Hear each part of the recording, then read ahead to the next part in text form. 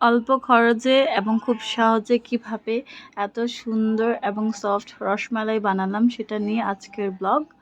Hello guys, আসসালামু আলাইকুম, it's me Srabanti and welcome to my another blog. তো রসমালাই বানানোর জন্য ফার্স্টে আমি দানা দুধের 50 টাকা প্যাকেটটা নিয়ে নিলাম। তো 50 গ্রামই ছিল, 50 গ্রাম আমি দিয়ে দিছি। তার মধ্যে আমি মিক্সড করছি হাফ চা চামচ বেকিং সোডা, তারপরে তার মধ্যে মিক্সড করছি 1 চামচ ঘি। 1 চামচ ঘি দেওয়ার পর আমার মনে হচ্ছিল আর একটু দিলে ভালো হয়, তাই আমি আরও হাফ চা চামচ ঘি তার মধ্যে দিয়ে মিক্স করা শুরু করি। তো এটাকে আস্তে আস্তে মিক্স করা শুরু করি। তার মধ্যে আবার এটা মিক্স করার পর তার মধ্যে আমি একটা ডিম দিয়ে দিই। ডিমটা মিক্স করা শুরু করি। তো ডিমটা মিক্স করার সাথে সাথে এটা একটু নরম হওয়া শুরু হয়। তো নরম হওয়া শুরু হলে তারপর এটা 5 মিনিট সাইডে রেখে দিলে পরে আবার ঠিক হয়ে যায়। বাট আমারটা রাখার পরেও একটু বেশিই নরম হয়ে গেছিলো। তো দেন আমি আরও 2টা মিক্সড করছি। আর 2টা 10 টাকা দামের প্যাকেট দুধ মিক্সড করছি। মিক্সড করার পর আমারটা আবার ঠিক হয়ে গেছে। দেন আমি 2 হাতে ঘি মাখিয়ে তারপর এটাকে শেপ দেওয়া শুরু করি।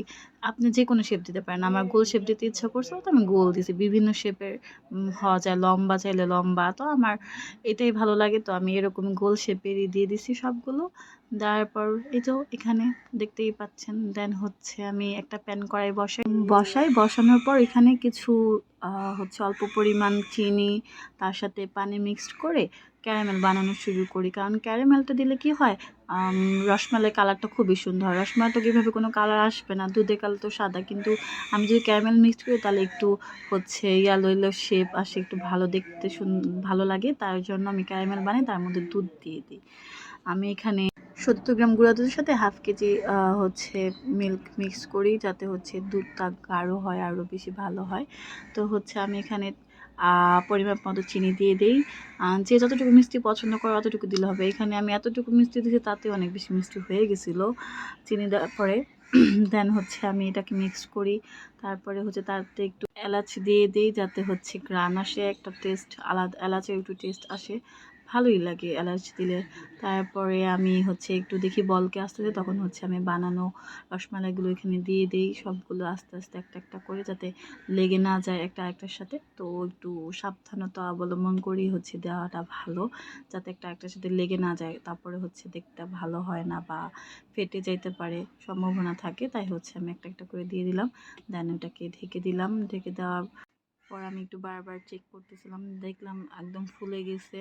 আরও ফুলবে, কারণ এটাকে একটু বসায় রাখতে হয়। 5 মিনিট পর পর একটু প্যানের ঢাকনাটা খুলে খুলে দেখতে হয়, যাতে দুধ বলকে না পড়ে যায়। তো আমি একটু পর পর চেক করতেছিলাম যে হচ্ছে কি না। তারপর দেখলাম না, আরও ফুলে গেছে।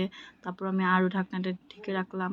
তারপরে এমন করে অনেকক্ষণ হওয়ার পর দেন আমি দেখলাম অনেকটাই হয়ে গেছে। তারপর আমি এটা নামে ফ্রিজিং করে রাখলাম। তারপর একটা বাটিতে পরিবেশন করি, অনেক বেশি সফট হয়। এভাবে আপনারা ঘরে খুব সহজে বানিয়ে নিতে পারেন রসমালাই। আজকের জন্য এতটুকুই। আমার ভিডিও ভালো লাগলে লাইক, শেয়ার অ্যান্ড সাবস্ক্রাইব করবেন। সবাইকে আসসালামু আলাইকুম।